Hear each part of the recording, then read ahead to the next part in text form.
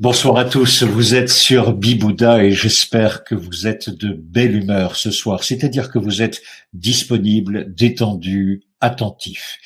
Vous savez, vous devez le savoir maintenant que votre humeur dépend de l'équilibre de toutes petites choses que l'on appelle neurotransmetteurs et que l'on a en quantité ahurissante dans notre cerveau. Et nous pouvons agir sur le dosage de ces neurotransmetteurs. Par exemple, on peut agir par les médicaments, grâce à quoi vous pouvez inhiber certains neurotransmetteurs ou bien vous pouvez favoriser leur production.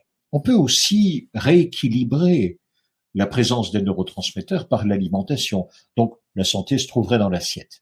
Et puis aussi, enfin, par l'hypnose ou par l'auto-hypnose. Et l'un des spécialistes de cette chimie de notre cerveau, c'est le docteur Olivier Mandeldrieux. Il est l'invité de ce webinaire ce soir. Olivier, bonsoir.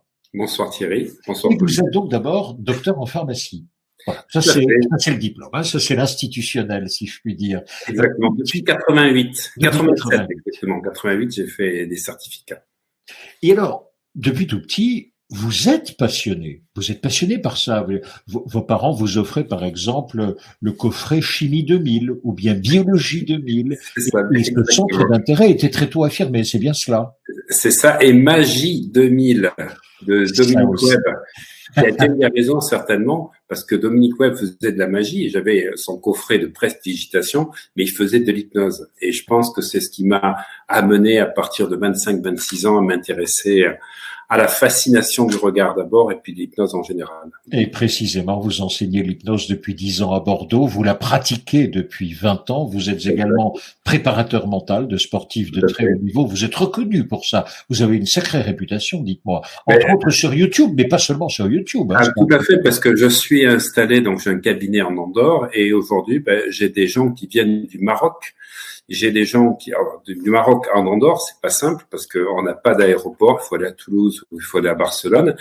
J'ai des gens qui viennent de Suisse, avant je me déplaçais, et surtout j'ai des Espagnols, j'ai 2 tennisman professionnels qui font partie d'équipe de Coupe Davis.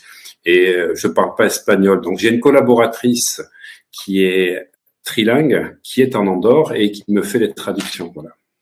Et le week-end dernier, vous avez terminé un séminaire de 40 coachs, fin d'une formation de plusieurs mois. C'est ça, tout à fait. Et vous avez également organisé récemment un séminaire sur la puissance du cerveau, plus précisément, si j'ai bien compris, sur la résilience des 5 grandes blessures de l'âme. Exactement, et lié aux neurotransmetteurs. Donc, je vois, Thierry, que vous avez beaucoup d'informations.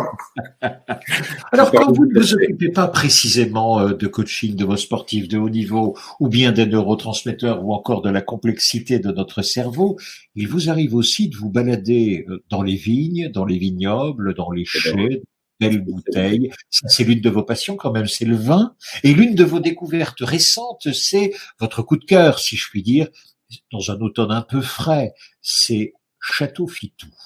Un vin de Corbière, c'est dans l'Aude, non loin de Perpignan, c'est une robe sombre, un nez de griotte, légèrement onctueux. Dites-moi, on le savourerait sur quoi, par exemple? Sur un bon Alors, on va le savourer sur du chocolat ou sur des sorbets de framboises. Donc moi, j'achète des sacs que je mets au congélateur de framboises et de fraises parce que c'est la fédération des chocolatiers qui a proposé donc de faire cette association qui est absolument géniale. Alors, je vais vous faire une anecdote, c'est que la première fois que j'ai découvert Château Fitou, c'était tellement génial. Je faisais donc avec 2 laboratoires de pharmacie, je recevais les pharmaciens, c'était en 2005 à Paris, Tour Montparnasse, tout à fait en haut au niveau du restaurant. J'ai découvert ça et le courtier en vin qui était à Lyon, parce que j'habitais sur Lyon à cette époque-là, m'a effectivement fait découvrir ce vin et j'ai acheté 2 caisses. Et 3 mois après, j'avais une amie féminine que je découvre, voilà, et on passe une soirée ensemble. Le lendemain, on se revoit. Je l'invite chez moi et je lui dis, écoute, je vais te faire découvrir un truc. Donc, c'est avec des pruneaux au chocolat, puisque là, j'étais sur Agen cette période-là, du chocolat. C'était sublime et on a tellement bu, on pouvait plus se lever du canapé. Dites-moi, vous êtes un bon vivant quand même, du coup, Olivier. Donc, c'était un peu inhibiteur. Voilà, j'avais pas pensé qu'effectivement, prendre du 16 ou 17 degrés à 17 heures d'après-midi, l'estomac vide, c'est pas, il n'y a pas la tyramine du champagne qui excite. Voilà. Donc, vous voyez que sur Bibouda, même l'inavouable est présent. Ce qui va nous occuper aujourd'hui, Olivier, merci beaucoup pour toutes ces confidences. Ce qui va nous occuper aujourd'hui, ce sont les métaprogrammes du cerveau. Alors, vous nous en donnerez la définition, l'explication, les conséquences. Vous nuancerez également leur existence. J'aimerais commencer par une question à 10 000 aspirines, si vous voulez bien. Notre comportement, notre état d'esprit, nos humeurs dépendent, dites-vous, des neurotransmetteurs. Question, est-on du coup libre dans ces conditions? Est-ce que nous ne sommes pas plutôt le produit de réactions chimiques qui nous échappent complètement et en réalité nous sommes des pantins chimiques? C'est exactement ça. Et je vais même dire quelque chose. En coaching, quand quelqu'un me dit des objectifs qu'il veut atteindre avec moi, je lui demande toujours 3 questions. C'est ce que j'apprends à tous mes coachs. C'est, tu veux le faire, tu peux le faire ou tu dois le faire. En fait, est-ce que tu veux le faire? Tu veux le faire, est-ce que tu as envie de le faire? Et ça, c'est la dopamine qui est derrière. Mais si tu peux le faire, parce qu'il y a des gens qui font des choses, non pas parce qu'ils ont envie, mais pour se prouver qu'ils sont capables de le faire. Donc, ils veulent se prouver pourquoi? Parce que dans leur enfance, on leur a dit qu'ils pouvaient pas le faire, ou parce que par rapport à leur conjoint, ils veulent prouver qu'ils sont capables parce qu'ils se sentent frustrés. Et puis, il y a ceux qui disent, je dois le faire. Pourquoi tu dois le faire si tu n'as pas envie? Et si tu n'es pas capable de le faire? Et à chaque fois, c'est ça qui est extraordinaire, c'est que dès que l'objectif est posé, c'est de savoir ce qui anime l'individu. Si au fond de lui, il est vraiment conscient de ce que va lui apporter cet objectif, ou si quelque part, il y a des objectifs cachés, qui sont en fait vraiment cachés, des fois c'est 3 ou 4 couches en dessous, et il s'aperçoit que c'est pas ça qu'il fallait qu'il fasse comme objectif, mais il répondait à des injonctions inconscientes venant soit l'arbre généalogique, soit de ses instructeurs, mais aussi, c'est même pas ça, des fois on fait des choses parce qu'on a besoin de certaines stimulations, excitations ou inhibitions. Et par exemple, se mettre un challenge, c'est forcément avoir la peur de l'inconnu, de l'échec, donc on monte en adrénaline, en noradrénaline, et des fois c'est même pas d'atteindre l'objectif, c'est juste de se mettre dans cet état-là où on va avoir cette soupe chimique. Et d'ailleurs, les sportifs en parlent beaucoup, parce que quand Schumacher a arrêté, après ses 7 titres mondiaux, ou que Zidane a arrêté donc l'équipe de France, il est revenu 3 ans et demi après. Pareil, Schumacher est venu 4 ans après, Thuram aussi. Et à chaque fois, ils ont dit la même chose. La compétition me manque, j'ai besoin d'adrénaline. En fait, ces gens-là n'arrivent pas à stopper cette production d'adrénaline qu'ils avaient, qui était un véritable drogue. Donc, est-ce que tu fais le retour en équipe de France parce que tu as envie de gagner des titres ou que tu as envie donc de jouer ou plutôt pour nourrir quelque chose d'intérieur? Donc, c'est une grosse question de savoir si effectivement on est libre. Et étant dans le développement personnel, que ce soit pour moi ou avec les gens avec qui je travaille, je pense que c'est très, très difficile d'être libre et que plus on travaille sur soi, plus on se permet d'avoir des possibilités, mais qu'on choisit à travers des choix limités qui peuvent devenir plus importants, mais qu'en fait, on n'a pas vraiment la liberté. On a plus des fois des options qui s'offrent à nous, qui sont de plus en plus importantes au fur et à mesure qu'on comprend et qu'on travaille sur nous. Ça, c'est quand même intéressant. C'est une hypothèse ou c'est une réalité scientifique? Dites-nous. Alors, c'est une réalité et je vais reprendre ce que Jean-Pierre Changeux, dans L'homme neuronal en 1982, parlait. Il parlait de 2 possibilités de fonctionnement de l'homme. Et d'ailleurs, dans la formation dont on parlera, j'explique dans la NeuroSuccess Academy, est-ce que on est quelqu'un qui pense ce que nous faisons ou est-ce que nous faisons ce que nous pensons? Autrement dit, est-ce qu'on est mentaliste ou matérialiste? Eh bien, les 2 options existent. Et ça, c'est une question que je pose toujours. Est-ce que vous pensez ce que vous faites, et donc vous exécutez ce que vous pensez, ou au contraire, est-ce que vous êtes dans l'action? C'est déjà les métaprogrammes que je suis en train de dire, et que l'action que vous faites vous fait avoir des pensées. Ben, les 2 existent. Et moi, au cours de ma vie, j'ai changé de système de pensée par rapport à ce que je viens de vous dire. Et le tout, il n'y a pas de bonne ou de mauvaise option. Il y a celle qui vous rend plus libre et celle qui vous rend plus heureux. Parce que moi, ce qui m'intéresse dans les options de vie que je choisis aujourd'hui, c'est toujours d'avoir du choix et de la liberté, et ce qui me procure de l'énergie. Voilà. Dans ce choix, est-ce que je suis limité?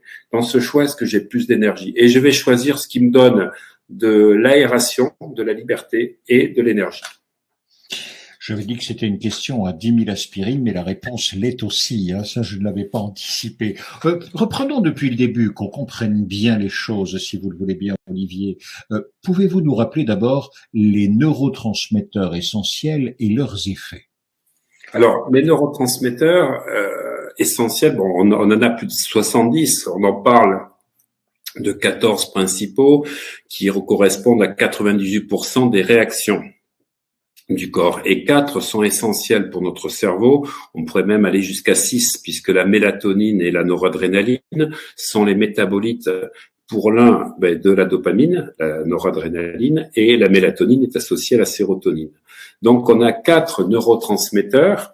La dopamine, qui est le neurotransmetteur de la motivation, et qui va donner l'action par la noradrénaline. On a l'acétylcholine, qui est le neurotransmetteur de la créativité. Et donc, ces deux neurotransmetteurs, dopamine et acétylcholine, sont les on du cerveau. C'est ce qui donne la puissance de réalisation et de mise en action. Et les deux autres neurotransmetteurs sont plus des neurotransmetteurs modulateurs inhibiteurs. Il y a le GABA, qui est la stabilisation, le calme, qui permet de baisser l'excitation du cerveau, surtout en fin d'après-midi. Il faut en avoir, sinon on n'arrive pas à bien s'endormir. Et la sérotonine, qui est une recherche d'harmonie. Et donc, la sérotonine donne aussi la mélatonine. Donc, on va trouver des personnes qui ont une dominante dopamine, qui vont être des gens très énergiques, des gens qui sont plus dans une dominante GABA, qui vont être dans le fait d'aller toujours au même restaurant, au même endroit, de faire toujours les mêmes choses, de partir en vacances toujours au même endroit, ce qui est impensable pour un dopamine. Un dopamine ne peut pas imaginer partir tous les ans à la même période au même endroit. Au contraire, il faut qu'il explore.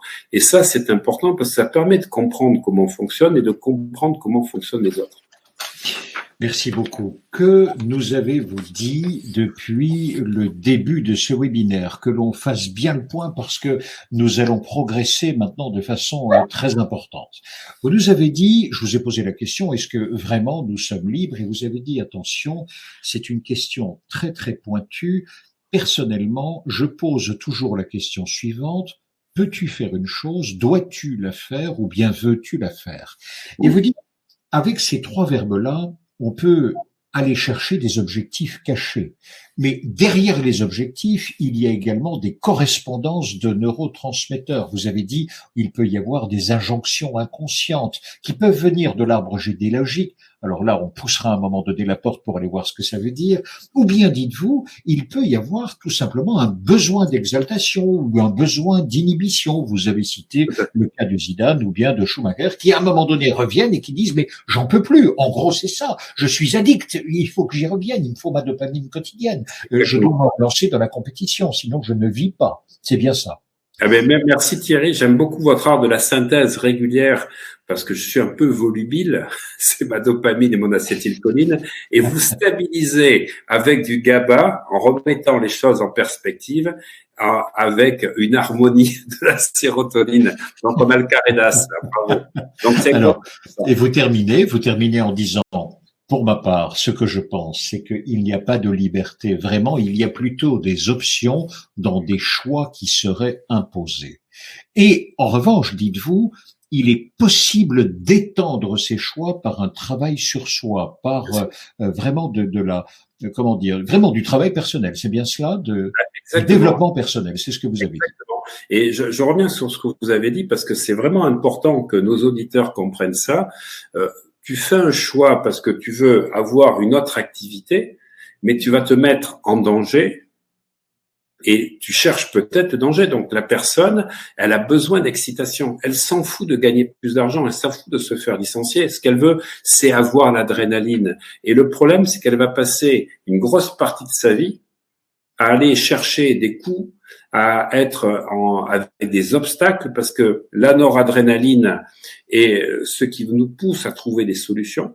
Et moi, je sais particulièrement que je suis quelqu'un qui a beaucoup de noradrénaline. Je suis plus noradrénaline que dopamine d'ailleurs. Et à un moment donné, j'étais content de trouver des solutions au problème que je me créais, mais je savais pas que je me les créais. C'est-à-dire que je disais, waouh, c'est bon, j'ai trouvé encore un truc. Mais inconsciemment, je m'attirais des choix de vie ou des personnes qui rentraient dans mon univers pour me permettre de me dépasser.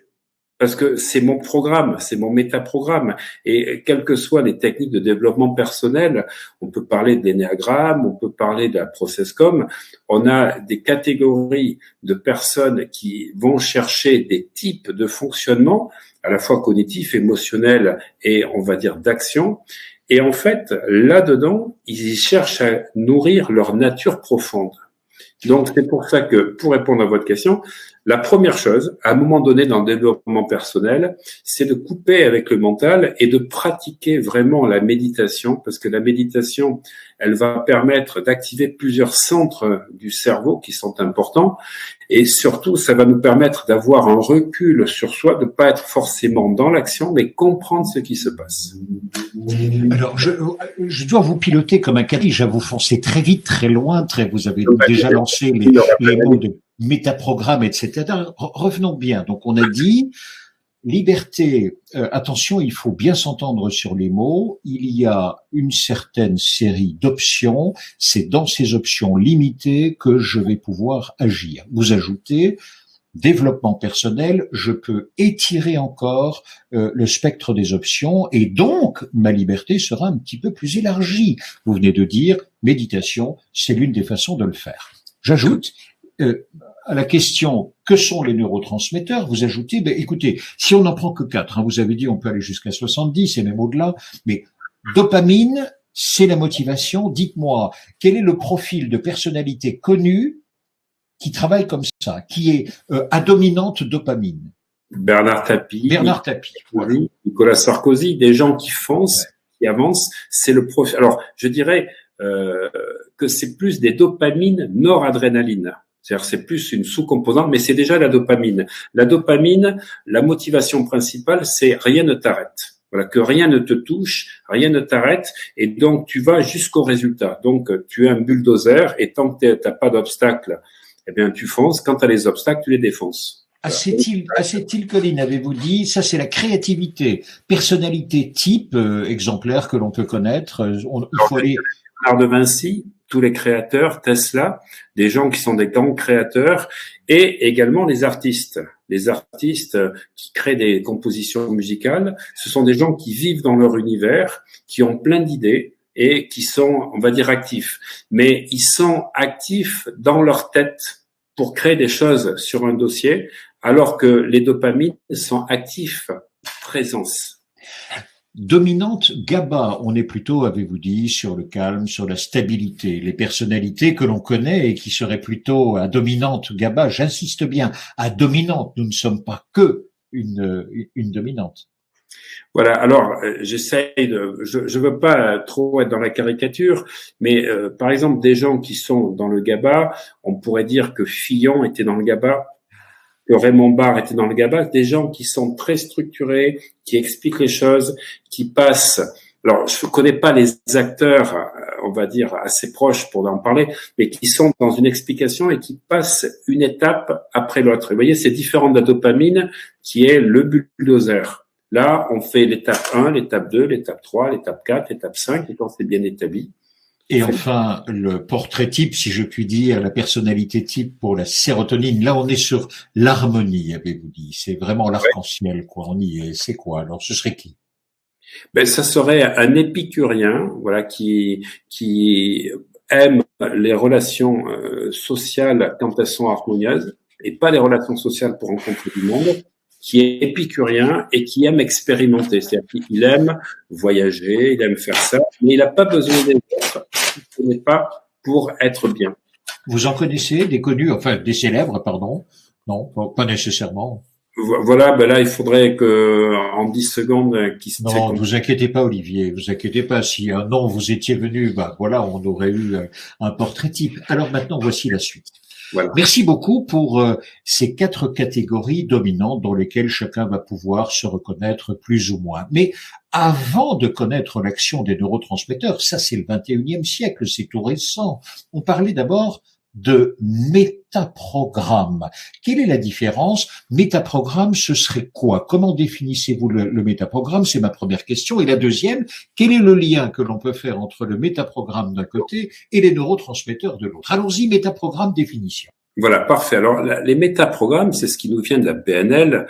Donc, au début des années 80, on a commencé à identifier des comportements que l'on pouvait trouver chez un type de personne et qui étaient à la fois cognitifs, émotionnels et, on va dire, comportemental. Et donc, ce sont en fait des mécanismes de pensée. Plus exactement, ce sont des filtres inconscients qui ont tendance à façonner votre type de pensée, votre type de comportement. Et pour en donner quelques-uns, on va dire que on peut parler d'un métaprogramme qui est d'aller vers, et un autre métaprogramme, donc qui est associé forcément, qui est éviter de. Il y a des gens que j'ai coachés en boxe ou en kickboxing qui veulent gagner par KO et d'autres qui veulent éviter de perdre. Et pourtant, ils font le même sport. Et c'est pareil au tennis, des gens qui veulent marquer le point gagnant et d'autres qui veulent éviter de faire la faute. Et ça se retrouve dans le type de jeu parce que quelqu'un qui fait service volé, il s'en fiche de perdre le point. Ce qu'il veut, c'est gagner plus de points que de perdre. Alors que celui qui est un crocodile du fond de cours, et j'ai un Espagnol là qui est 38e mondial, Albert Ramos, que je coach, eh bien lui, ce qu'il veut, c'est pas faire de faute, c'est renvoyer une fois de plus. Donc, c'est là qu'on voit que le type de jeu ou de stratégie que l'on met en place est lié à notre métaprogramme. Alors, on n'est pas forcément 100% de l'un ou de l'autre. Il y a effectivement un curseur et on peut être 70% comme ceci, 30%, 50-50. Et c'est là, quand on commence à comprendre ce qui se joue, qu'on peut sortir justement de cette routine que l'on avait ou de cette croyance qu'on avait sur nous. Et c'est comme ça qu'on voit par exemple Nadal qui monte à la volée maintenant alors que c'était un joueur de terre battue et parce que quelque part on lui a tellement dit que c'était un joueur de fond de cours que des fois il oublie qu'il peut monter à la volée. Et c'est ça qui est intéressant au-delà du monde du sport, c'est de dire que tout le monde peut effectivement sortir de ses croyances à lui et pouvoir expérimenter quand on comprend que ce sont les métaprogrammes qui en fait nous font faire certaines choses. Et quand on les comprend, on peut changer et les varier quelque part. Si je prends une analogie, est-ce que l'on pourrait dire ce sont des petits logiciels qui sont déjà installés mais que l'on peut aisément déprogrammer? C'est ça, c'est des logiciels et on peut avoir des virus dans la tête qui, eux, sont des pensées récurrentes qui disent « t'y arriveras pas, t'y arriveras pas, t'y arriveras pas ». Donc, on est bloqué par un logiciel d'exploitation, même un système d'exploitation. Et ensuite, en fonction de ce logiciel, on n'a pas accès aux autres programmes. Donc, déjà, le métaprogramme, il nous bloque, puisque c'est un filtre qui est inconscient. Alors, vous avez dit, je vous ai posé la question, donc, quels seraient ces métaprogrammes? Vous avez dit, en voici un, c'est aller vers ou bien éviter de. Quels seraient 2-3 autres exemples pour qu'on comprenne bien de quoi il s'agit dans nos comportements de tous les jours? Voilà, tout à fait. Voir la forêt, tandis que d'autres personnes voient l'arbre. Ils vont voir les arbres et d'autres personnes vont pas voir les arbres, ils vont pas voir le détail, ils vont voir la masse. Ils vont voir vraiment le global. Ils ont un esprit synthétique. Et il y a des gens qui ont un esprit analytique. Alors, on peut avoir les deux à 50-50, mais on peut être très synthétique. L'important, c'est de savoir comment on fonctionne et de pouvoir, à ce moment-là, rencontrer les personnes et travailler avec ceux qui vont vous équilibrer. Parce que soit vous changez et vous faites des efforts parce que vous avez eu 2 ou 3 échecs dans votre vie professionnelle et effectivement votre paramétrage ne permettait peut-être pas de réussir ce type de choses. Parce que si vous êtes quelqu'un de synthétique, faut pas être expert comptable. Si vous êtes expert comptable, vous êtes analytique. Et de la même manière, quelqu'un qui est analytique, ce sera pas un homme de marketing. Et quelque part, on peut faire des efforts, mais chaque fois qu'on sort d'un métaprogramme qu'on a l'habitude de pratiquer, ça demande beaucoup d'énergie et ça demande du temps. Et l'énergie aujourd'hui, c'est ce qui est primordial quand on veut changer, parce que si vous utilisez beaucoup d'énergie à utiliser vos logiciels, ben, le problème qu'il y a, c'est que vous n'avez pas beaucoup d'énergie pour pouvoir remplir les programmes à l'intérieur. Alors maintenant, merci beaucoup pour toutes ces définitions, Olivier. Et maintenant, par rapport à la discussion que nous avions quelques minutes plus tôt, quelle est la relation que vous faites entre le métaprogramme d'un côté et les neurotransmetteurs de l'autre? Parce qu'on comprend bien, d'après ce que vous nous dites, que le métaprogramme fige, ou en tous les cas programme un certain comportement dominant, de la même façon que les neurotransmetteurs. Quel est le lien entre les deux? Exactement. Mais écoutez, merci. Vous faites le lien et le parallèle, c'est superbe. Alors, pour nos amis auditeurs, jusqu'à présent, on n'avait pas cette approche des neurotransmetteurs, comme vous l'avez dit. C'est vraiment le 21e siècle et les neurosciences aujourd'hui qui confirment des choses que nous, en tant que pharmaciens ou en tant que biologistes, on connaît, puisque notre approche, pendant 6 ans, on comprend comment fonctionnent les médicaments, les plantes et toutes les huiles essentielles à travers les neurotransmetteurs qui sont stimulés. Voilà. On a vécu pendant 40 ans, on a parlé des métaprogrammes, on aurait parlé des techniques de Corman, c'est-à-dire les 4 la morphologie ou la typologie. Moi, en pharmacie, j'ai appris les profils de Ménétrier qui permettaient de savoir, donc il y en a 4 et puis il y en a un qui est dissonant. On a aussi les profils d'homéopathie, on a la Processcom, on a la PNL qui nous permettaient de prédire un petit peu les comportements. Mais ce qui est intéressant, c'est de voir qu'en fait, si on va plus loin, et ça c'est mon approche de par mes études de pharmacie, qu'on peut faire un lien et un parallèle entre les neurotransmetteurs et ces comportements. Par exemple, on a souvent parlé donc des types sanguins, c'est-à-dire des gens qui sont sanguins, des gens qui sont lymphatiques, des gens qui sont nerveux ou bilieux. C'était le principe de Corman qui avait fait 4 morphotypes. Eh ben, le feu, celui qui est animé qui a le côté sanguin, eh ben, c'est la dopamine qui est derrière.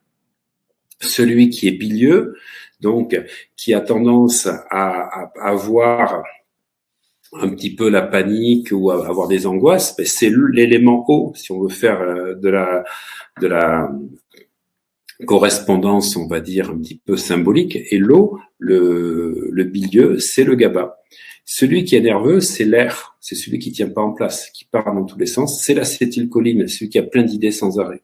Et celui qui est dans la terre, qui est très stable, c'est la sérotonine, celui qui est plutôt lymphatique. Lymphatique étant un petit peu le paresseux, et c'est un peu ce qu'on trouve dans la sérotonine, surtout pas trop vite, surtout on se déstabilise pas, alors que le feu de la dopamine, c'est le sanguin. Et c'est une analogie qui tient la route, parce que vraiment, les 4 types dont je viens de vous parler correspondent à ces 4 neurotransmetteurs, et on va pouvoir effectivement faire un parallèle avec les métaprogrammes pour dire que quelqu'un qui va vers, effectivement, c'est quelqu'un qui est partant, et donc c'est quelqu'un qui est dopamine, ou qui peut être acétylcholine. Alors que quelqu'un qui évite de foncer, qui prend son temps, etc., c'est plutôt un GABA ou un sérotonine. Quand on parle d'esprit de synthèse, eh bien, un dopamine, il va peut-être avoir la synthèse moins qu'un acétylcholine, parce que l'acétylcholine va tout voir d'un coup, alors que la dopamine, il va plutôt voir l'opportunité. Il peut voir la synthèse, mais il va foncer parce qu'il voit l'ouverture, alors que celui qui est GABA, il va compter les arbres avant de voir la forêt. Prenons, si vous le voulez bien, quelques cas types que l'on rencontre dans la vie de tous les jours ou que l'on peut vivre soi-même. Exemple, j'ai 58 ans, je ne veux plus changer d'emploi, je suis plutôt quoi? Je veux rester là où je suis, c'est très bien. Alors c'est très intéressant parce que c'est encore, je vois que vous travaillez énormément entre les webinaires, voilà. Et on me pose la question ce que vous faites le week-end. Vous savez ce que je fais? Je me renseignerai. Voilà. En fait, merci, parce que dans les métaprogrammes en PNL, on a aussi un facteur temps. Et on parle de personnes qui peuvent rester 15 à 20 ans sans sourciller, dans la même boîte, au même boulot. Et qu'effectivement, ils commencent à avoir peut-être une envie de changement au bout de 15 ans, mais ça les pousse pas à l'action. Voilà. Par contre, ils changent au bout de 20-25 ans. Ça, c'est quelque chose qui est connu par tous les gens qui pratiquent la PNL. Et à côté, vous avez un programme qui fait qu'il y a des gens qui changent tous les 3 ans, qui déménage tous les 3 ans et qui en fait commence des fois même à ressentir l'envie de changer tous les 18 mois. Alors forcément, là, vous reconnaissez quelqu'un qui est dans la dopamine, qui est en motivation, qui bouge, qui tient pas en place, alors que quelqu'un qui est dans la stabilité, va être quelqu'un qui est plus dans le GABA. Et le GABA, c'est la stabilité, c'est le côté un peu fonctionnaire, c'est le côté toujours manger au même endroit, faire toujours les mêmes choses. La dopamine, c'est l'aventurier. Et c'est ça qui est intéressant. C'est-à-dire, si on doit aller plus loin pour comprendre les comportements, la dopamine, c'est ce qui va donner votre niveau d'extraversion ou d'intraversion. Si vous avez la dopamine, vous êtes extraverti. Si vous manquez de dopamine, vous n'avez pas la moyenne, c'est-à-dire 25% pour chacun des neurotransmetteurs, vous êtes plutôt intraverti. L'acétylcholine, c'est le côté inventif ou pragmatique. C'est-à-dire que si vous êtes acétylcholine, vous êt inventif. C'est Léonard de Vinci, c'est le génie en permanence, c'est la personne qui se lève en pleine nuit pour noter sur son cahier de nouvelles idées. Alors que si vous manquez d'acétylcholine, là, vous rêvez pas. Il faut pas partir en vacances. Moi, je pars pas avec un gars qui manque d'acétylcholine parce que ça va être pragmatique. Il nous reste 25 € pour manger. Qu'est-ce qu'on peut faire? Il sera jamais dans la découverte. Et vous avez, une fois que vous avez compris ça, le GABA. Le GABA, lui, c'est être réfléchi ou spontané. Et donc, des gens qui manquent de GABA vont prendre des décisions sur des impulsions, alors que des gens qui ont beaucoup de GABA, qui sont des GABA dominants, vont au contraire être très réfléchis, très, on va dire même des fois calculateurs. La sérotonine, c'est le côté émotionnel. Donc, si vous êtes profil dominant sérotonine, vous êtes émotionnel, vous aimez.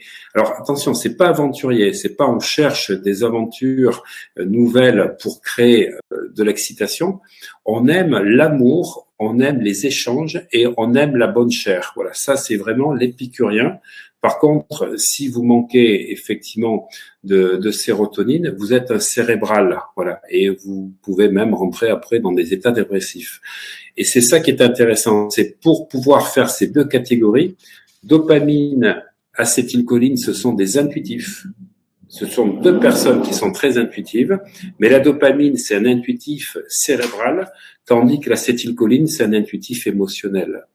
Et si on parle effectivement donc du GABA et de la sérotonine, qui sont les deux off du cerveau, là on a affaire à des émotifs, des sensibles. Vous voyez, donc on a deux intuitifs en haut, là les gens qui sont à fond, et GABA et sérotonine, c'est des intuitifs. Le GABA, c'est un intuitif cérébral. La sérotonine, c'est un intuitif spontané.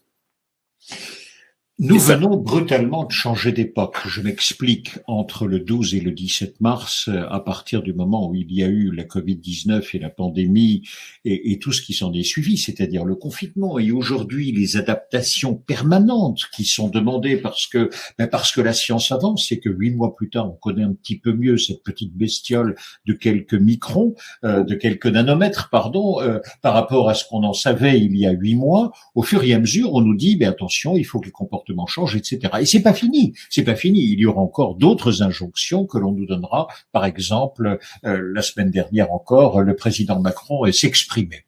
Voici ma question. C'est une période un peu plus chaotique, un peu moins stable, je dirais. Quels sont ici les types de personnalités ou quels seraient les neurotransmetteurs dont il faudrait se pourvoir pour être plus à l'aise dans ce petit chaos en question? Alors c'est très intéressant comme question parce que effectivement, je vais parler de mon cas personnel. Après, on parlera de cas général. Moi, j'ai profité de ce confinement pour trouver en bombe noradrénaline des nouvelles solutions. Et ce que j'avais prévu de faire pour fin 2021, mon côté acétylcholine, parce que j'ai les deux, c'est vraiment, je suis on, a créé de nouvelles formations et je viens d'en finir ma 21e. Donc, entre avril et ce mois d'octobre, j'ai 21 nouvelles formations parce que je ne pouvais pas accepter de subir des choses. Ça, c'est la noradrénaline, dopamine. Donc, on est acteur. Et l'acétylcholine, c'était trouver de nouvelles choses. Donc, il y a une application mobile qui sort dans 15 jours. Il y a 21 nouvelles formations qui vont être échelonnées sur 2 ans. J'ai créé 8 packs audio qui vont sortir sur l'hypnose. Et j'ai mis en place tout un tas de choses. Et donc, le confinement m'a permis de me poser, ce que je fais pas forcément d'habitude, mais me poser pour préparer l'action. Donc, à partir de là, je vais faire un cas général. Donc, acétylcholine, avez-vous dit, et vous avez cité un autre neurotransmetteur juste avant qui était, pardon?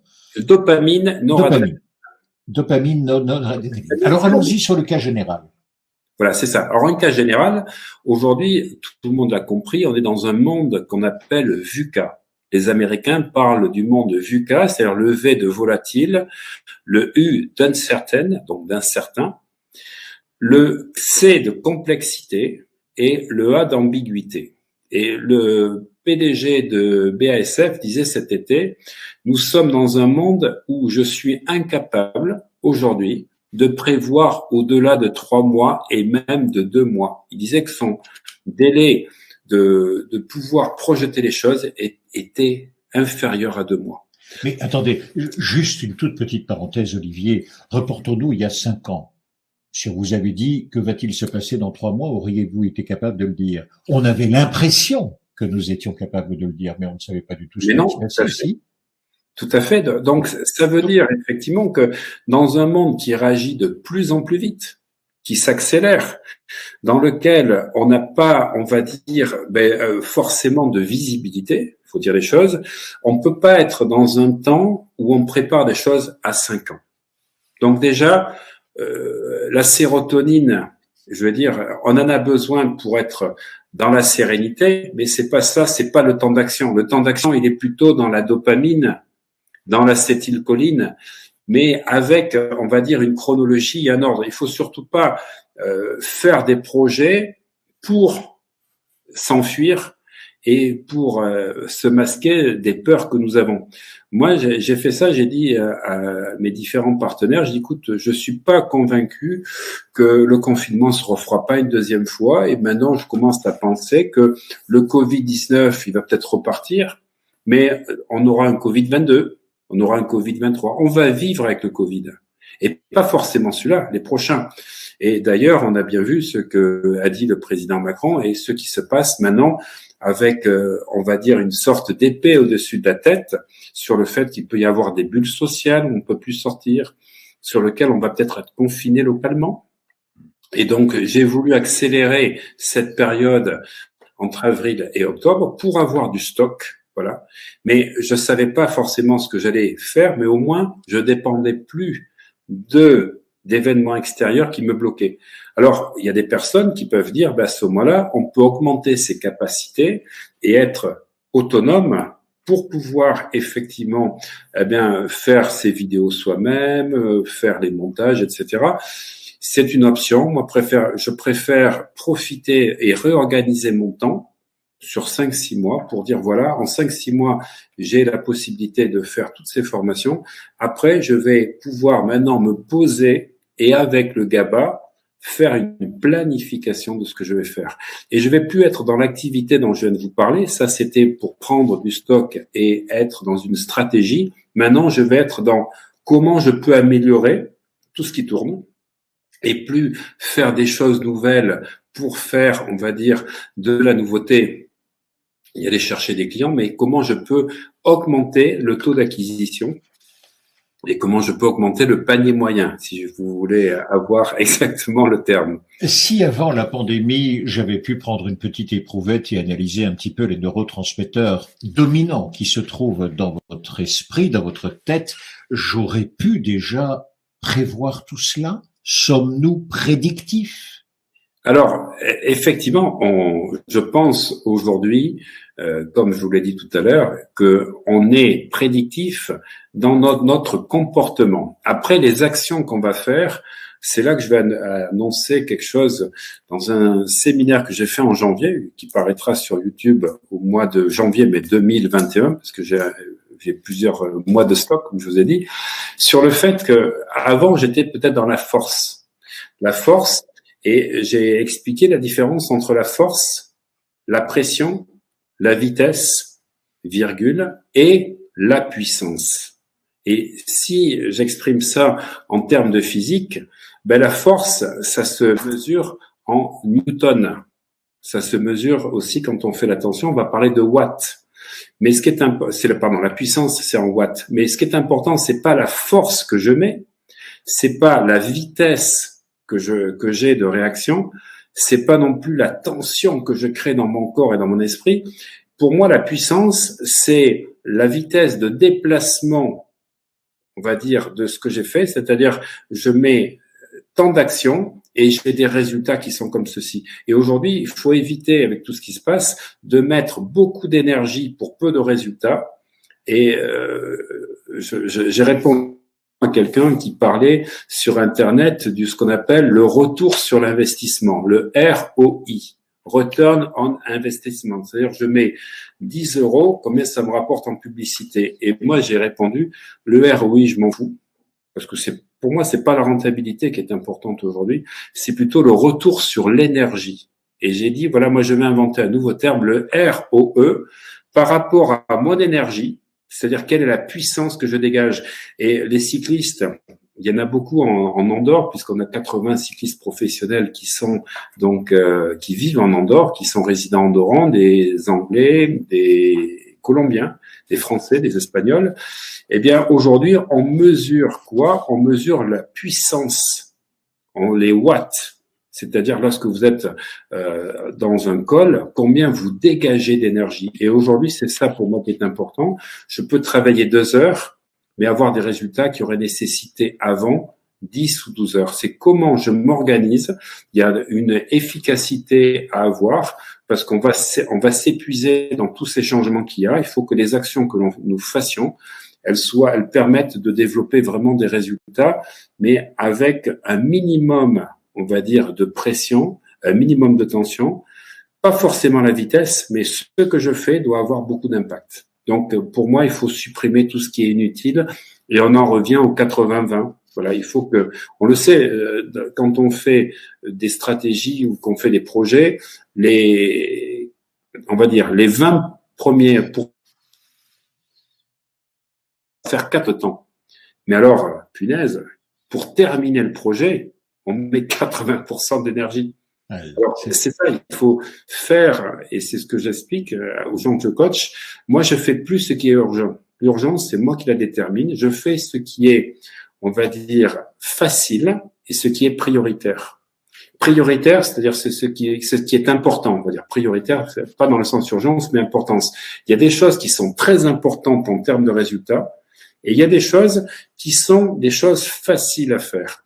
Et du coup, je me fais 2 fois dans la semaine des demi-journées où je vais faire toutes les choses faciles qui me prennent même pas 30 minutes. Ce qui fait que je vais en faire 6 ou 8 dans la matinée. Et vous savez quoi? Je suis super content d'avoir obtenu des résultats parce que en 4 heures, j'ai fait 6 ou 8 trucs. Du coup, qu'est-ce qu'il y a? Quand je finis un objectif que je l'atteins, je libère de la dopamine. Et donc, la dopamine, ça va me motiver encore plus. Alors que si je passe 6 heures, 8 heures sur un projet que j'arrive pas à finir, je me crée de l'adrénaline, je me crée du cortisol, je me crée de l'histidine, je me crée de la glycine, tout ça, si vous voulez, qui vont me perturber, je vais pas être bien. Et aujourd'hui, j'ai déterminé que je faisais les choses simples et faciles. Je peux les regrouper, ça me donne une patate d'enfer parce que je suis content des avancées. Et du coup, je vais pouvoir consacrer du temps après aux choses qui sont importantes. Mais les choses urgentes, je refuse de subir la dictature de l'urgence qui aujourd'hui nous manipule avec tous ces mails, ces SMS, ces Internet. Je reprends simplement les quelques idées que vous avez développées, Olivier. Y a-t-il une correspondance entre, d'un côté, les métaprogrammes issus de la PNL du XXe siècle et les neurotransmetteurs? Vous affirmez oui. Qu'est-ce qu'un métaprogramme? Un métaprogramme, dites-vous, voilà, on peut le définir comme étant un petit logiciel qui définirait une partie de notre comportement. Et là-dessus, les métaprogrammes, on en a beaucoup. Par exemple, avez-vous dit, entre le global et le détail. Voilà. Est-ce que vous vous êtes plutôt dans un regard assez global sur les choses ou bien travaillez-vous dans le détail? C'est un métaprogramme. Nous serions ainsi plutôt sur des métaprogrammes dominants. Et vous dites, le temps passant et les connaissances s'accentuant, effectivement, on peut parler de la même chose, mais avec des neurotransmetteurs. Ce sont les neurotransmetteurs qui vont nous donner nos dominantes. Êtes-vous plutôt dans la motivation, dans l'action? Êtes-vous plutôt dans la créativité? Êtes-vous plutôt dans le calme et la stabilité ou bien dans l'harmonie? Eh bien, vous serez un dominant de neurotransmetteurs vraiment différent si l'on ne prend que les 4 essentiels, bien sûr. Vous ajoutez, mais alors dans les circonstances où nous vivons, j'ai un petit conseil à donner. Vous n'avez pas dit ça. Vous avez dit, voici comment moi je fais. Je vais le résumer en une phrase. Il n'est pas important de s'occuper de l'urgent, il est urgent de s'occuper de l'important. C'est exactement ce que vous faites. Et vous ajoutez, commencez par des petites actions qui donnent tout de suite du résultat. La récompense est au bout. Vous en faites 6, 7, 8. Mais regardez comme vous êtes bien finalement. Et vous avez dit, mais ça c'est la dopamine, elle va me motiver plus encore. Je suis prêt du coup pour l'important. Mais ce que je ne fais plus, dites-vous, c'est dépenser énormément d'énergie pour pas de résultat. Alors ça, surtout, c'est frustrant, si j'ai bien compris. Eh bien, exactement. Vous avez tout à fait résumé. C'est-à-dire que d'être coupé, happé dans une journée de travail par des choses qui sont pas des fois importantes, mais qui sont urgentes pour certains types de personnes, qui en fait vous apercevez que si vous leur répondez pas de 1 ou 2 jours, ils ont trouvé eux-mêmes la solution. Voilà. Donc, je dirais que vous avez tout à fait dit les choses et la formule, elle est superbe. C'est effectivement, il n'est pas important de s'occuper d'urgent, il est urgent de faire les choses importantes et surtout de choisir les actions que vous faites, les projets que vous faites, les personnes que vous faites avec 2 critères. En tout cas, c'est comme ça que je fais. C'est ce qui va me donner du bonheur et de l'énergie. Les choses qui me rendent pas heureuse, et on en a dans le travail et tout, ben je délègue. Voilà, je délègue, je me débrouille. Alors les gens me disent, ouais, mais tu prends des gens, ça coûte de l'argent. Je dis non, ça coûte pas de l'argent, ça me fait gagner du temps pour gagner de l'argent sur autre chose. C'est un point de vue différent. Donc, ce qui m'apporte pas du bien-être, je choisis pas, voilà. Et deuxièmement, je choisis toujours les options qui me rendent joyeux et qui me donnent de l'énergie. Parce que plus j'ai d'énergie, mais plus je vais avoir cette motivation et à la fois donc la dopamine et l'acétylcholine. Et personnellement, je veux dire aux gens, aujourd'hui dans ce monde qui change, choisissez les options qui vous donnent de la liberté et qui vous permettent d'avoir de l'énergie. Parce que quand on est libre et qu'on a de l'énergie, on peut faire plein de choses. Ça fait 2 fois où vous dites attention parce que les neurotransmetteurs sont importants pour vous et sont importants dans la relation à l'autre. Et vous dites précisément, du coup, les choix, les options que vous allez prendre seront importantes pour vous, mais encore une fois, seront importantes dans tout le réseau social que vous allez construire et bâtir autour de vous. Je résume encore une fois. Vous-même, vous choisissez vos relations et vos actions en raison de la joie et de l'énergie que l'ensemble va vous apporter. Ainsi, dites-vous d'abord, je suis heureux, je suis bien, et je suis prêt surtout pour le reste. Je suis disponible pour le reste. Et peu importe finalement la Covid-19, la pandémie et tout ce qui s'ensuit, c'est moi qui trace mon chemin. Je suis à ce moment-là, dites-moi, maître de mon destin? C'est exactement ça. Capitaine de mes neurotransmetteurs, capitaine de mon âme, capitaine de mon vaisseau. C'est exactement ça. Et je sais pas si je suis libre, mais je m'accorde la liberté dans mes choix. C'est ça la différence. Je pense pas qu'on ait un libre arbitre. Je pense que on a un degré de liberté que l'on s'octroie par un style de vie et un style de voir les choses. Alors, on peut voir des difficultés dans ce qui se passe aujourd'hui. On peut voir des opportunités. J'avais fait 288 vidéos tournées en formation d'hypnose. J'avais prévu de les sortir à partir de septembre 2021. Voilà, parce que j'étais en train de me repositionner. Quand j'ai vu ce qui se passait, j'ai dit, on accélère, c'est maintenant qu'on les sort, on va s'organiser différemment. Et j'ai vu une opportunité dans la crise. Alors, c'est vrai que pour certaines personnes qui sont totalement touchées, il y a des professions qui sont effectivement complètement perturbés, eh bien, je compatis parce que c'est pas simple. On a vu arriver un signe noir que personne n'avait prévu. On avait fait des choses à 5 ans, à 8 ans, des prévisionnels. Ça se passe pas comme ça. Eh bien, je vois des restaurateurs qui ont totalement changé leur façon de faire.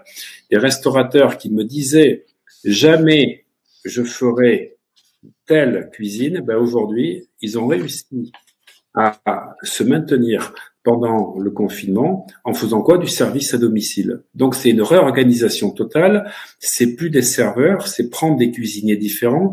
Ils ont été amenés à changer leur salle, à faire plus de tables à l'intérieur pour pouvoir travailler, et ils ont des services de livraison à domicile. Mais je trouve ça génial. Les gens ne pouvaient pas sortir pour faire les courses.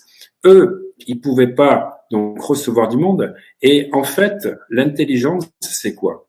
C'est avant de parler ce que je vais offrir et en quoi je suis bon pour le faire, c'est d'aller détecter les besoins. Le monde change, quels sont les besoins, de quoi les gens ont besoin. Et à partir du moment où j'identifie ce que les gens ont besoin, quelle est mon offre, et mon offre, qu'est-ce qu'elle promet? Parce qu'il faut que mon offre elle tienne la route et qu'elle promette et qu'elle me permette d'être différent des autres. Et bien tous ceux qui vont pouvoir mettre cette équation, on va dire, en action, parce que ça sera pas forcément facile, des fois il faut couper des choses, faire des choix, ben, vous identifiez les besoins, de quoi les gens ont besoin, qu'est-ce que vous pouvez offrir. Peut-être que vous n'avez pas les capacités, mais il faut vous former, ou il faut avoir des associés, il faut changer de structure, et après les promesses que vous proposez aux gens. Ben ça, c'est le trait tiercé gagnant. C'est intéressant ce que vous dites. Ça veut dire que, comment dire, la crise révèle quoi? Ou une crise révèle quoi? C'est le président Obama qui disait il ne faut jamais gâcher une crise, c'est-à-dire surtout, mais profitons-en. Elle révèle énormément de choses. Ici, vous dites en fait, ça révèle l'essentiel. J'ai besoin de l'autre pour exister. Et donc, si le monde change, voyons d'abord en quoi l'autre a des besoins qui ont changé. Je m'adapterai à ces besoins-là. Et donc, éventuellement, d'abord, je rendrai service. Ça peut être du don, mais aussi, je peux en faire un commerce. Et à ce moment-là, je change mon activité, mais j'ai besoin de l'autre pour vivre. Ce que vous dites là est formidable, Olivier, parce que finalement, c'est un petit peu ce que disait le président Obama. Il avait une très très belle expression. Il ne faut jamais gâcher une crise. En ce sens que la crise, elle va révéler beaucoup de choses. Elle va révéler un monde qui change, c'est vrai, mais surtout l'attention que l'on porte aux autres parce que nous en sommes dépendants.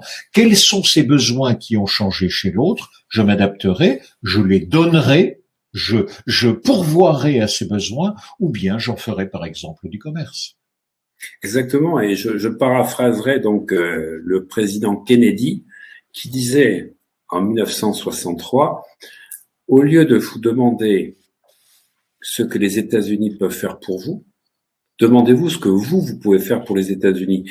Alors, malheureusement, en France, je crois qu'on est dans un État-providence où on a trop demandé de choses à l'État, ce qui fait que quand l'État est endetté et ne peut plus faire les choses, on se plaint. On se plaint à propos de cet État qui est exsangue, mais le problème, c'est qu'on a trop mis notre confiance dans l'extérieur, on ne s'est pas occupé de ce qu'on pouvait faire, et je pense qu'effectivement, on en revient tout à l'heure à ce que je disais, c'est-à-dire qu'il faut pouvoir passer à l'action, il faut pouvoir avoir de la créativité, et ça, ce sont des neurotransmetteurs essentiels, dopamine, créatine. Alors, ça ne veut pas dire qu'il faut foncer, parce que tout d'un coup, on se sent pas bien et on se dit, il y a une opportunité, je fonce. Il faut planifier avec le GABA, et il faut que ça nous parle, et surtout que ça nous nourrisse. Et ça, c'est le principe de la sérotonine. Donc, tout à fait, Thierry. Eh bien, aujourd'hui, je crois qu'on est dans un monde, alors ça, on l'a compris, qui change, à une transition totale. Eh ben, il y a ceux qui comprendront qu'on peut plus rien attendre des autres. Et c'est à nous de créer les choses. Alors, à notre échelle, à notre niveau. Et c'est vraiment important de réfléchir dans ces crises-là, de savoir comment on peut faire, mais pour arriver à la retraite. Quelle retraite on va avoir, comment on va se préparer ça, et pas se mettre la tête comme l'autruche dans le sol en espérant que ça va passer, parce que ça passera pas. La crise, et moi je vais pas parler de crise, parce qu'une crise, c'est on espère toujours revenir avant. On a une crise, on est en train d'imaginer que dans 2-3 ans on va retrouver le niveau d'avant. Non, c'est pas une crise qu'on vit, c'est un changement total de paradigme, c'est un changement total. On n'a jamais vécu ça. dans ces 3 derniers siècles. Et donc, en fait, on ne sait pas ce qu'on va trouver. Donc, on ne peut pas attendre de revenir au niveau d'avant. C'est à nous d'aller chercher le niveau qu'on veut avoir. Merci beaucoup pour cette précision et vous avez tout à fait raison. En tous les cas, je la partage bien sûr et puis l'avenir nous le dira. J'aimerais revenir à une petite phrase que vous avez dite au tout début de ce webinaire et c'était en passant, mais qu'est-ce que c'était troublant que cette phrase. Vous avez dit ceci. J'interroge toujours la personne qui vient me trouver en disant, mais dis-moi, est-ce que tu peux faire la chose? Est-ce que tu veux faire la chose? Est-ce que tu dois faire la chose? Quelle est ta motivation réelle? Et vous avez ajouté parfois, nous sommes sur des injonctions inconscientes qui viennent de l'arbre généalogique. J'aimerais qu'on revienne sur cette phrase-là. Ça veut dire quoi, ça? Ça veut dire que en moi-même, il n'y a pas qu'une seule personne, il n'y a pas qu'une seule conscience, il y en a d'autres qui parlent et qui existent encore et qui existent en moi? Eh bien, tout à fait, Thierry. Ça, c'est un sujet qui me passionne parce que j'ai été formé pendant 3 ans et demi à Hawaï par les chamans hawaïens sur le Ho'oponopono, c'est-à-dire le travail sur les mémoires erronées qui nous viennent principalement du transgénérationnel. Et je travaille en hypnose, j'ai fait des formations où j'explique aux gens qu'on a des fois des syndromes anniversaires, c'est-à-dire que nous revivons la 2e semaine de juin, la 3e semaine de septembre, certaines choses qu'ont vécu nos ancêtres, parce que il y a une certaine fidélité. Donc, il y a une fidélité que nous avons et nous faisons en sorte de vivre les mêmes choses qu'eux, ou au contraire, on s'autorise pas d'être heureux parce qu'inconsciemment, ils n'ont pas été heureux, ou ils n'ont pas eu d'argent, donc on fait en sorte de rencontrer les mauvaises personnes qui nous font peur d'argent que l'on gagne lorsqu'on dépasse le thermostat financier. Eh bien oui, ça c'est un domaine qui est super important de comprendre, comme disait Carl Jung. J'aime beaucoup Carl Jung et j'ai plein de phrases de lui. Il disait, nous sommes les solutions aux problèmes non résolus de nos ancêtres. Et ça, c'est important. C'est-à-dire que au-delà de la problématique qu'on peut avoir qui est récurrente, ça ouvre d'autres perspectives de dire qu'on ne vit pas que pour notre petit nombril ou notre petit ego. Le fruit que nous sommes de l'arbre généalogique est là pour régler des choses, parce que si nous réglons les choses, nous allons permettre aux descendants, à nos enfants, à nos futurs petits-enfants, d'avoir une vie plus harmonieuse parce que nous aurons réglé le problème. Donc pour moi, le transgénérationnel est quelque chose de fondamental et c'est pour ça que depuis 3 ans, je parle toujours donc de développement personnel vertical pour aller voir à l'intérieur de nous. C'est ça. Donc, et vous dites ça encore une fois, c'est génétique, c'est d'ordre génétique ou bien c'est d'ordre simplement mémoriel, je dirais. C'est inscrit dans la mémoire. On m'a raconté que donc. Alors génétique, c'est intéressant ce que vous dites parce que vous ouvrez plein de brèches. C'est intéressant. Ça permet de décloisonner les murs qu'on a pu se faire. Jusqu'aux années 2005. On parlait qu'on avait un cancer du sein ou un cancer des poumons parce que dans la famille, il y avait eu un cancer du sein ou un cancer des poumons. Je suis obligé de dire aujourd'hui, avec l'épigénétique, que tout le monde porte le gène du cancer du sein. Tout le monde porte le gène du cancer du poumon. Tout le monde. Sauf que ce gène s'exprime ou pas. Et ça, c'est différent.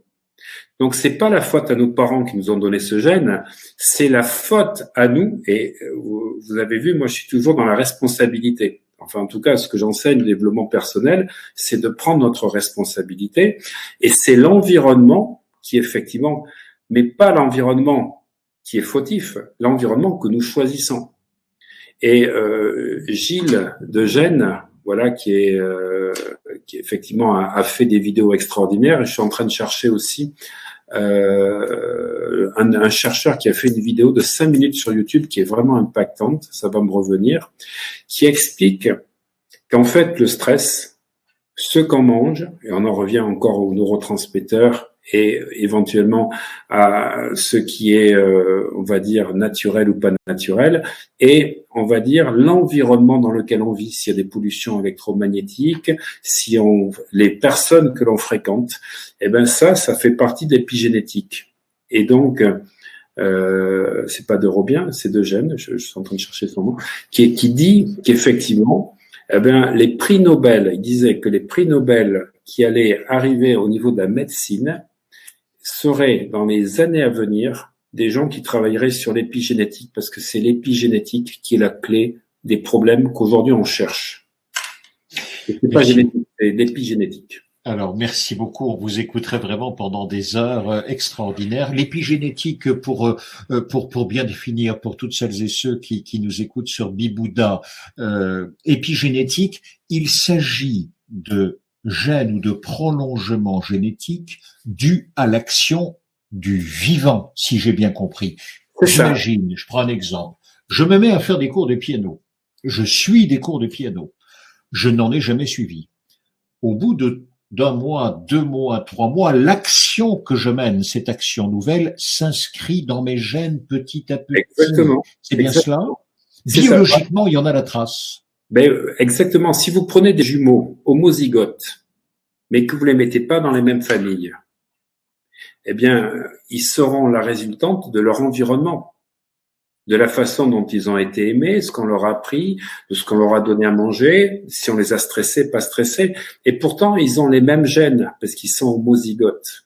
Donc, on a la preuve vivante que c'est l'environnement qui façonne l'individu. Alors, il le façonne durant les premières années, puisqu'on a toute cette période de miroir, de mirorisation que l'on voit à travers nos parents. Et ça, malheureusement, j'explique aux gens, vous avez appris à gérer votre argent, vous avez appris à aimer votre partenaire par l'exemple de vos parents. Ce sont vos premiers instructeurs de manière inconsciente. Et ensuite, on a la socialisation, c'est-à-dire de 14 à 21 ans.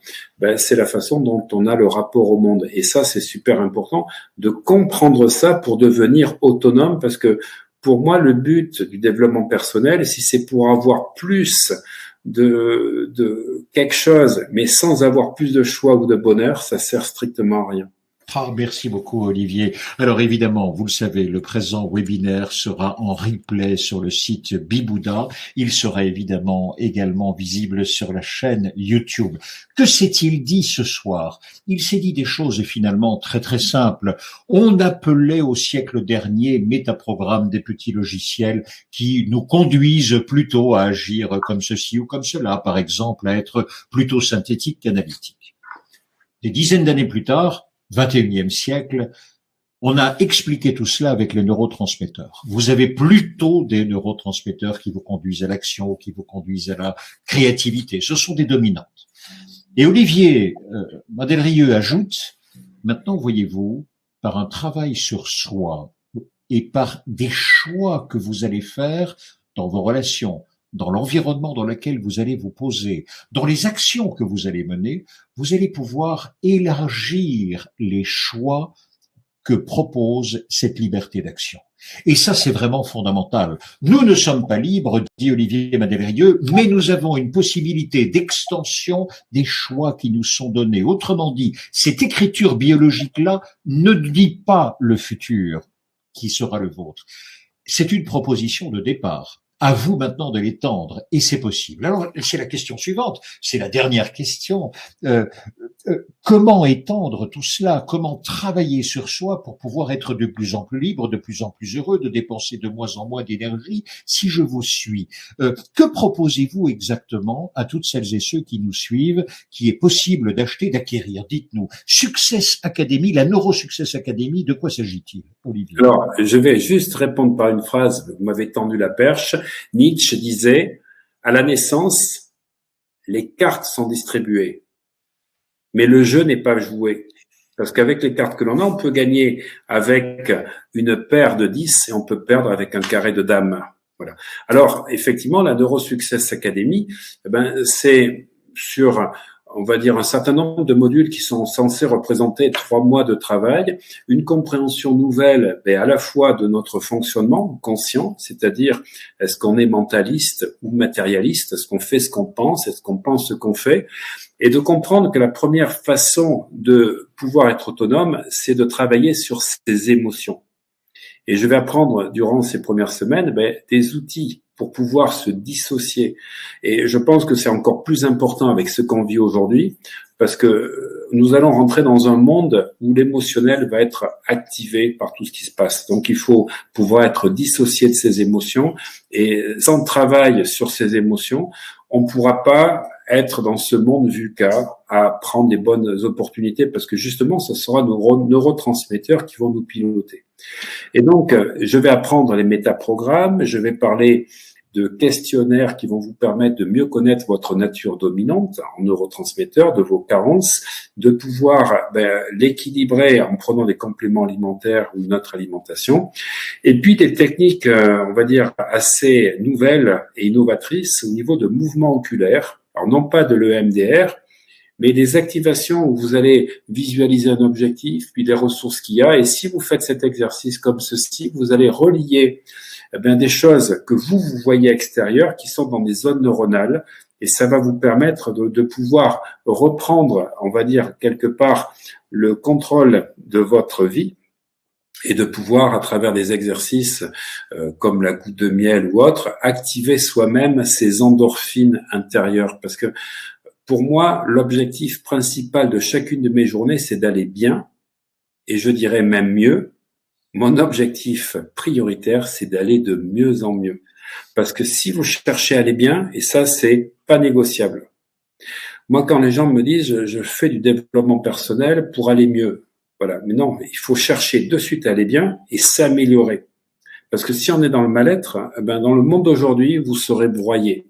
Donc, c'est ce qui m'intéresse, c'est de permettre aux gens de comprendre pourquoi ils sont pas bien, parce qu'ils ont un manque de dopamine. Manque de dopamine, vous n'avez pas d'énergie, vous procrastinez, vous manquez de sérotonine, vous êtes dans des états, on va dire, dépressifs, vous broyez du noir, vous n'arrivez pas à vous projeter sur le futur, vous manquez de GABA, le problème, vous êtes anxieux, et ça commence par reprendre, on va dire, les piliers de base pour être bien, et mieux, aller de mieux en mieux. À partir du moment où vous avez de l'énergie, vous allez de mieux en mieux, je peux vous dire que vous aurez d'autres métaprogrammes de vie. Parce qu'au lieu d'avoir des œillères, vous allez ouvrir des possibilités.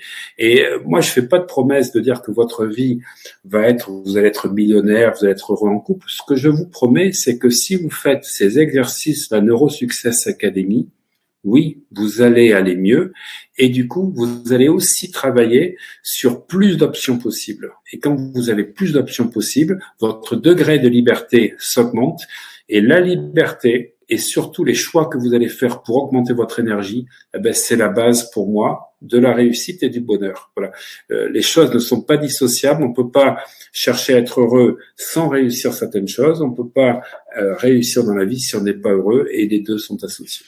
Très concrètement, dans cette NeuroSuccess Academy, on va trouver quoi? 12 semaines de coaching, 90 vidéos.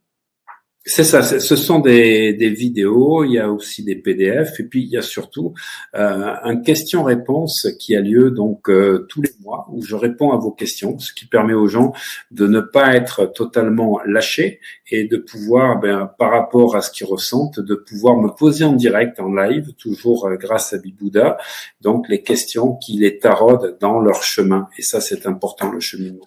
Alors, il y a une question de prix. Et ici, vous le savez maintenant, vous tous qui suivez ces webinaires, il y a des avantages qui vous sont donnés au moment où l'auteur de cette offre-là est présent dans le webinaire. Donc, le prix de la NeuroSuccess Story que vous propose Olivier Madelrieux est fixé à 345 € au lieu de 690, 345 €.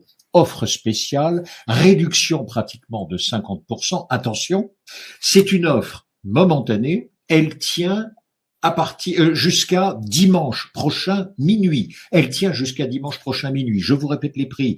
345 € au lieu de 690 €. La promesse que vous fait Olivier Madelrieux à travers cet ensemble de vidéos, de PDF, de coaching personnalisé est la suivante. Ce n'est pas un monde où vous allez gagner au tiercé, ce n'est pas un monde où vous allez devenir plus riche, c'est simplement un chemin avec soi-même, sur soi-même, pour pouvoir simplement être chaque jour un peu mieux ce que l'on devient. Chaque jour, un peu mieux ce qui est inscrit en nous-mêmes et en avoir conscience. Chaque jour, finalement, un peu plus heureux. Dites-moi, c'est quand même une sacrée promesse. Olivier, c'est ça qu'on tient? Tout à fait. Et je vais vous dire, le meilleur moment, c'était il y a 10 ans et c'est maintenant. N'attendez pas, parce que dans ce monde qui va de plus en plus vite, il est important d'avoir de la conscience, de comprendre les mécanismes qui sont en vous. Et c'est pas dans 10 ans. Dans 10 ans, vous regretterez de dire, j'ai pas fait maintenant. Encore une fois, tout ceci sera en replay sur le site de Bibouda. Ce sera également sur YouTube. Soyez fidèles à Bibouda. Vous voyez que ce sont des moments passionnants que tous ces experts viennent vous faire vivre. Olivier, merci beaucoup de tout cela. Je vous souhaite une excellente soirée. Merci Thierry. Bonsoir à tout le monde. Merci.